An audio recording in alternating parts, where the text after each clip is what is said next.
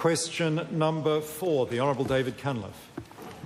Mr. Speaker, to the Minister, does he agree with reports from the NZIER consensus forecasts that show that on current policy settings, growth will remain negative for the next 2 years, with the beginnings of recovery not now expected until 2011? The Hon Bill English. Well, Mr. Speaker, I'm not sure the member has correctly understood the forecasts. They are prepared on a March year basis, so the 2 years they are referring to is the year to the end of March 2009, and it's now the 25th of March, and to the next year to March 2010. And in fact, they think the economy may start recovering in 2010 rather than 2011. The Hon David Cunliffe. Mr. Speaker, what advice has he therefore given to the Prime Minister, who as recently as last Sunday told television viewers on Q&A that he expected the recovery to commence in 2009? Or is the Prime Minister perhaps taking his advice from Stephen Joyce and not that minister? The Hon Bill English. Well, Mr. Speaker, as the member will know, the Prime Minister has a positive outlook for the New Zealand economy. In fact, I think it could be described as upbeat and aspirational. David Bennett. Supplementary question to the Minister. David Bennett, I had called. Supplementary question to the Minister of Finance. What do the consensus projections imply about balance of payments?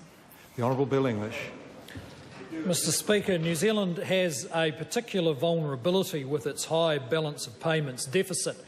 And I might say that the former Minister of Finance made much of setting out to fix it when he went into government, and if the result in 2008 was a measure of success, then he and the Labor government utterly failed.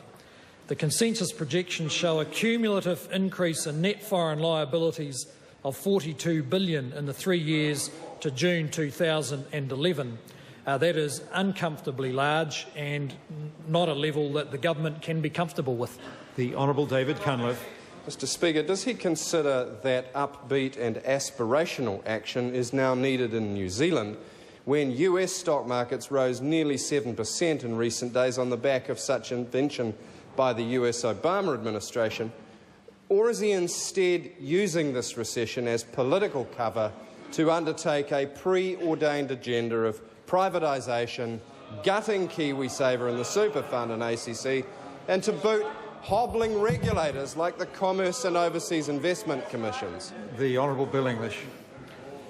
It may well assist the Labor Party if they stop trying to rerun their terribly failed 2008 election campaign and actually paid some attention to the economy. I'm very pleased that the New Zealand government does not have to put $1 trillion into stabilising the banking system, probably about the third or fourth attempt the US government has made, and I would acknowledge the efforts made by the previous government to help stabilise the banking system. We are continuing with those, and I hope we do not have to follow the course of the US government. The Hon David Cunliffe. The Minister therefore further acknowledged that of the approximately $13 billion of stimulus that he claims he's injected into the New Zealand economy, nearly all of it results from Labor's policies in the 2008 budget and Labor's planned business tax reforms. Or does he just consider cycle lanes a stimulus, even though his government's just removed funding from such non-state highway transport classes? Or is this just another example of his leader being aspirational while he does the opposite? The Hon Bill English. Mr. Speaker, I am pleased that the combination of tax cuts on the 1st of October, which occurred under his government, and tax cuts on the 1st of April, which we campaigned on, along with significant cuts in interest rates, are putting cash in people's pockets and are helping to protect New Zealanders from the sharpest edge of recession. However, these policies come at a cost. That cost is increasing debt, and this government is determined to get on top of that rising debt problem.